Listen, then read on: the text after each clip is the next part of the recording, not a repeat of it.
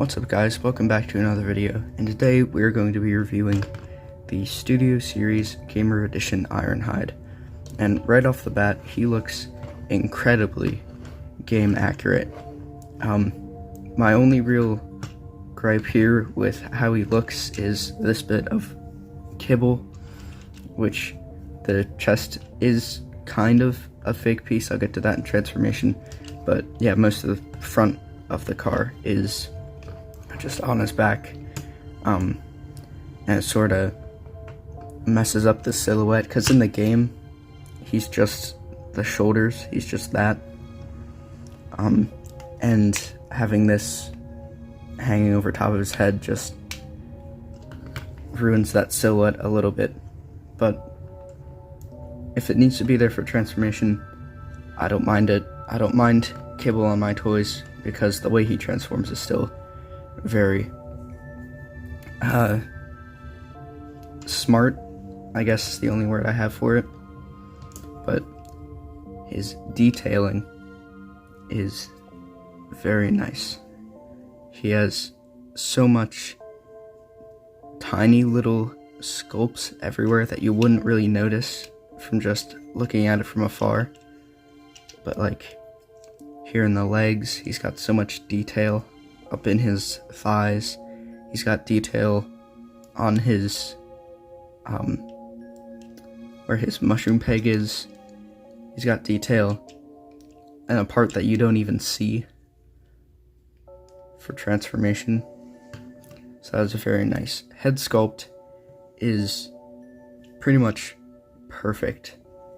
All of the Gamer Edition figures have very nice head sculpts, and this is exactly what he looked like in the game. Very reminiscent of G1 Ironhide, but with a more spacey movieverse type face with all the little panels in there.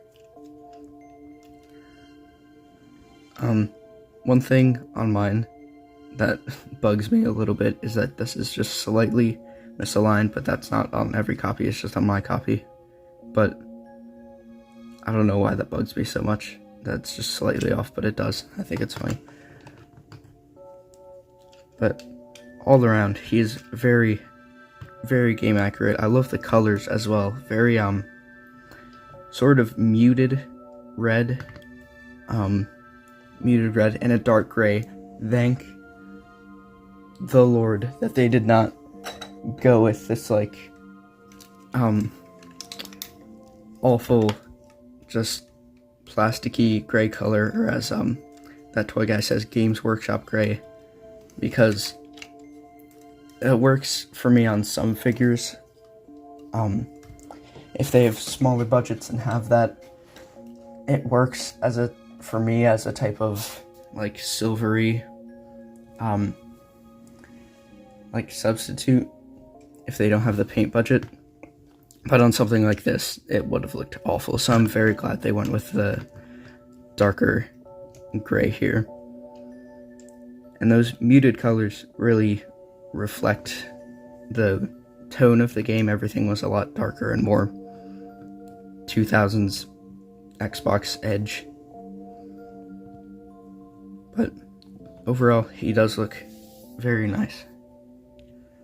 Articulation is a bit weird. It's limited in certain areas, and what's not limited sort of looks weird. So you can get him into some pretty cool poses, but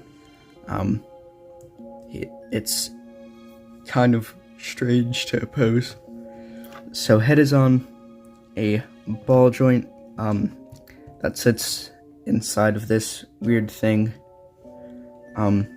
The back of his head is flat and sits at an angle, so you can get him to look up some, but not too much. He can look down into his chest. These are on the shoulder pads are on a strange armature to move it around. So you can get those out of the way, or when you move the arm, they move with it. Side note, I don't know what these pins are for. I thought they were to keep this piece in, which they probably still are, but where that pin is, there's a hinge right there. That is also pinned, but you can't move this piece because on the top here, there's that little lip keeping it from moving. So I'm wondering if they had this piece move out for the shoulder articulation, had to scrap it because of budget. I'm not quite sure. But arms can move out. He has a bicep swivel. Arms can bend a little bit under 90 degrees, just a hair. And then these are on mushroom pegs, which thankfully this is a separate panel so that this can move. But it looks a bit weird with this just because, well, for one, on my copy, one of these shoulders, this one, likes to fall down whenever I try to pose the shoulder. So that is a bit annoying, but also his arms are just a bit too long. I think it's his biceps, they're just a bit too long. He was very lanky in the game, but I'm not sure if it was this strange. I'm not sure, I've never played the game myself, haven't gotten a good look at him, but from what I've seen, the arms just look a bit too long to me. But that's wonky 2000s Transformers proportions. He does have a waist joint that is not hindered by the backpack at all, which is very nice. I can do a full 360. Legs can go that far up, that far back, although his gigantic calves do bump into that backpack, and they can go out that far. You have a not a thigh swivel, a knee swivel, I guess. Which I've seen that bug some people when there's not a swivel in the knee or in the thigh, but I don't mind it all that much, because it doesn't break up this really nice sculpting here.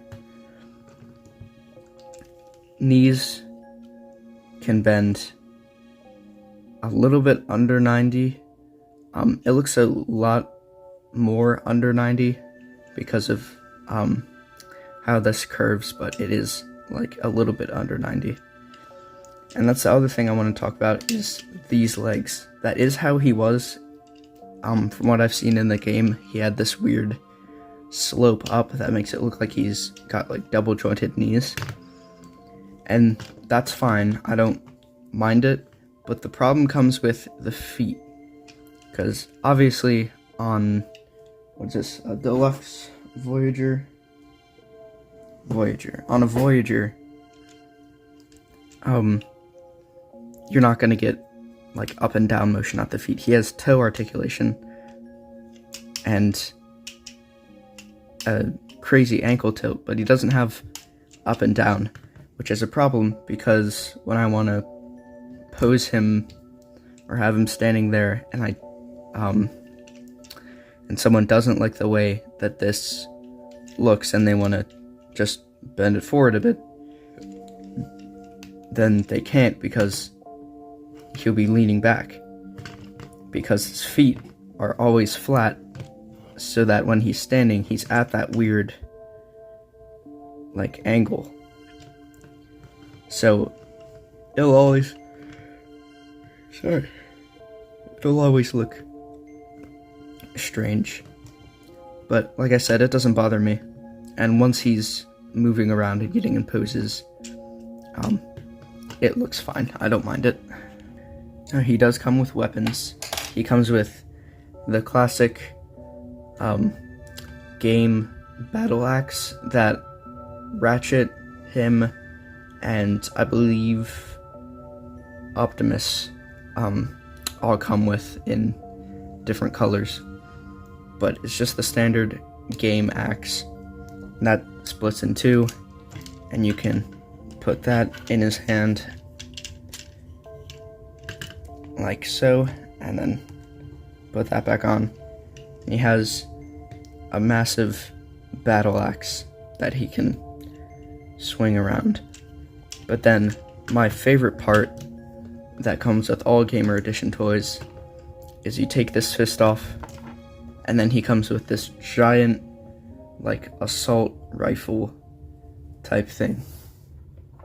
And that plugs into the hand, and if you'll notice, there's notches cut into his arm there, and that is so it can facilitate the gimmick of the weapon swap thing that comes with all Gamer Edition figures. So on Starscream, his null ray has, or not his null ray, his rifle has that little lip on top, and they've cut a special notch in the top so that he can still use it and it's still compatible with him, which is the single best gimmick that I've ever seen anywhere in a toy line. I just love that, even better than the Headmasters. And I am one of those people that loves Headmasters. And in the back, you can store the arm. There's that little notch here, and there's a port there. So you just finagle that down here. It's a little difficult, but it is possible.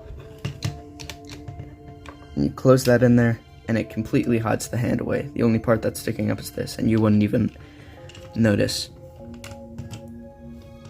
So that looks very nice. His posing is pretty good for a Voyager, pretty standard. But just, there are some weird things just with the way it looks in the legs and how these shoulder pads work. But like I said, when he's in motion, he doesn't look half bad. And he also has giant heels for you to for him to be stable. And real quick, before I get into transformation, here's his box. And one thing that I kind of don't like about Studio Series now is I love the box. I like the more serious, like, layout of the boxes, and I like the window so that you can still see the figure that you're getting, and people aren't taking the heads off like they were when they were trying to just have it open. The one thing I don't like is this. They don't come with a backdrop, and I know most people are just going to bin the backdrops and, like, they don't really care. And yeah, they do nothing, but, like, that was the most fun part for me about Studio Series, was that you had backdrops to put in it. Like, if I grab this one that came with Starscream, then you have a backdrop and you can put your figure on it, and then it's like a little movie scene that you can pose your figures in. They completely got rid of them, and it just takes a little bit of the fun away from Studio Series, because now it's just a blank, like, text on the back of the box that your figure sits in, and then you get your instructions, and that's just it. I don't know, I kind of wish they kept them, or that they bring them back, but let me know in the comments what you think about that. Alright, transformation is very involved. This is one of the figures that I've gotten most recently that actually uses his parts to transform, in the sense of, like, the Studio Series ones, they just are their kibble, so obviously they're gonna use that to transform. But, like, with the movie toys, nothing really transforms on them as of recently, like with the Studio Series Optimus.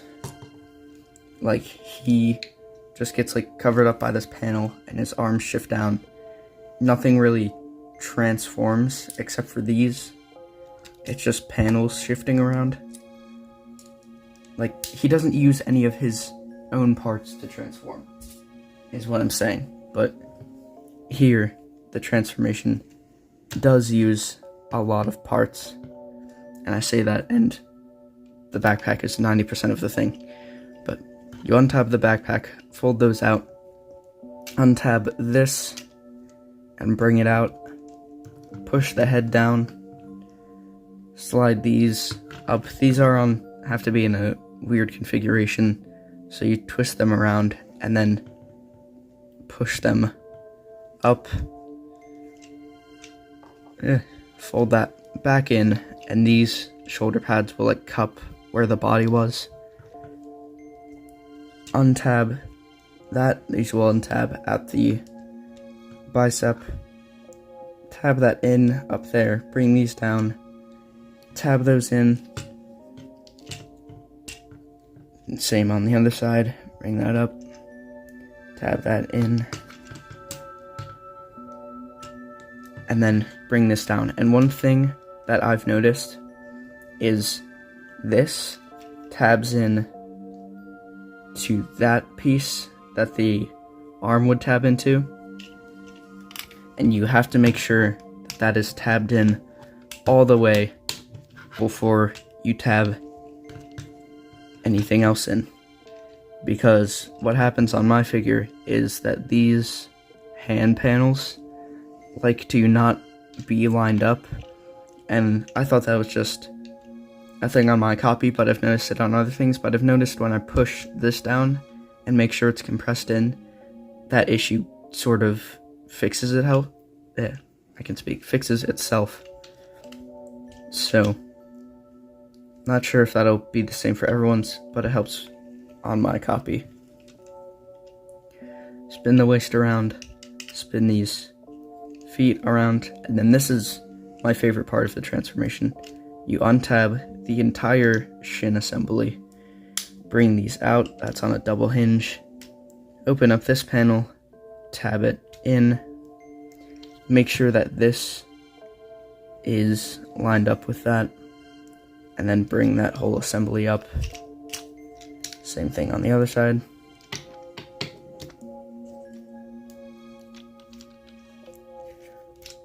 Fold those around like so, and those will come with tabs.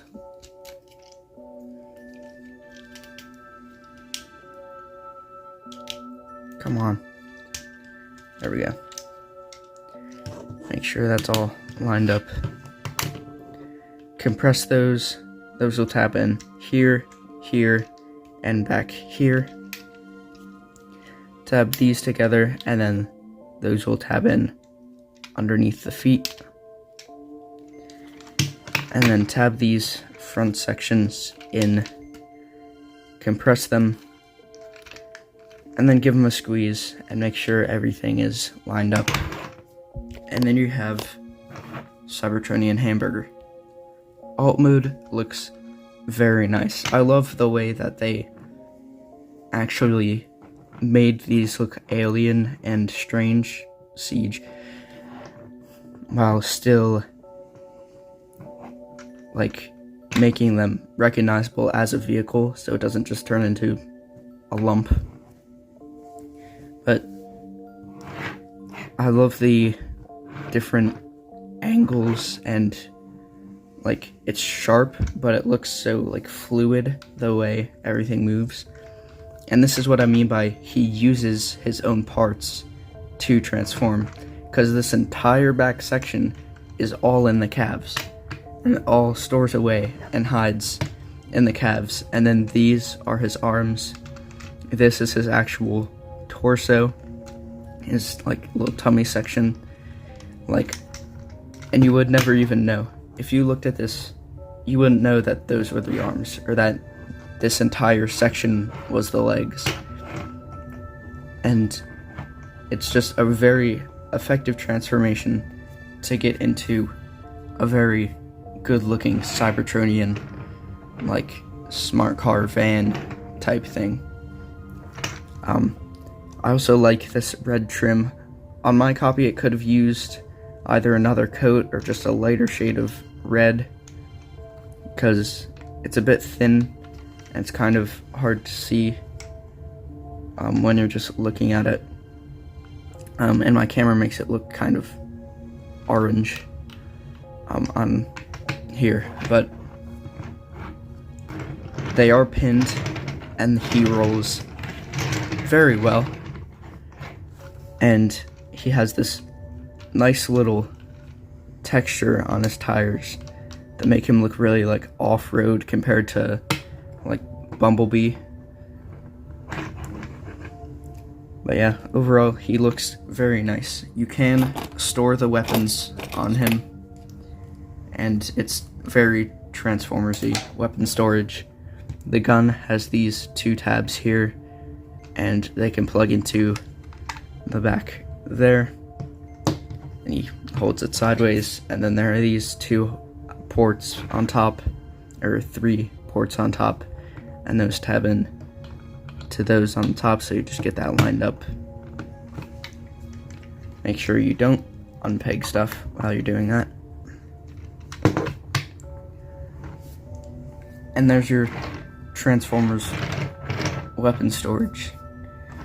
Not very optimal, but at least it's there, and I appreciate that. But overall, Studio Series Gamer Edition Ironhide, which Gamer Edition has to be the worst name since movie the best, but Gamer Edition Ironhide is pretty good. There's nothing that really drags it down for me. The only thing that's kind of weird is the legs and just how they look, but I don't really care. Also, for people where gaps bug you, there's no gaps except for this where the backpack is. Just getting that out there. But overall, would definitely recommend picking either him or Ratchet Up. I personally like Ironhide more. I like the red more. But you know, that's my thoughts on Studio Series Gamer Edition Ironhide. Like and subscribe, and follow me on Instagram at _Rodimus Slime, and I'll see you in the next video. Bye bye.